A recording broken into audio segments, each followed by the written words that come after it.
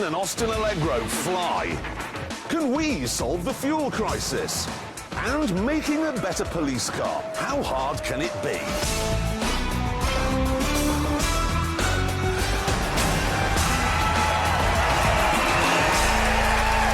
That's the noise. Hello. Thank you. Hello. Hello and no.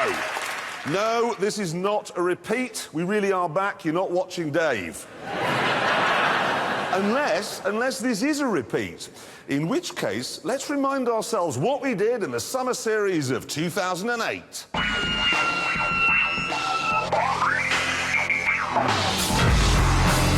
Bullet train. Ha! He's had it. Come on then, big fella. See what you got.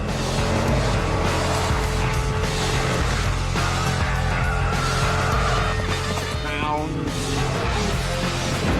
Would it? I'm very sorry.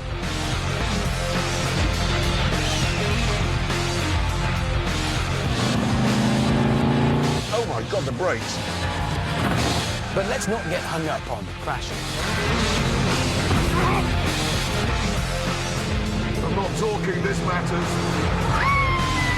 Whoa! Whoa, left, left, left.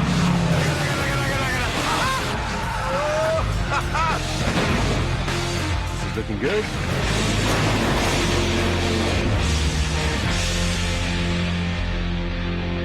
Yes. There you go. So the usual orgy of speed and three middle-aged men falling over a lot. Now, that actually gives us a bit of a problem, because we've had a letter from the BBC, and they said, what with petrol being £5.50 a gallon and all the rest of it, what we should actually be doing is giving some advice on fuel economy and saving money. Yeah, unfortunately, that letter was opened by him. Yes, and I decided the best thing we could do is gather together 5 supercars and have a race.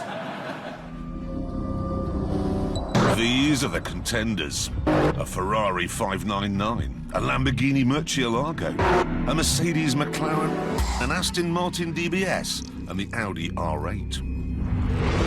They will now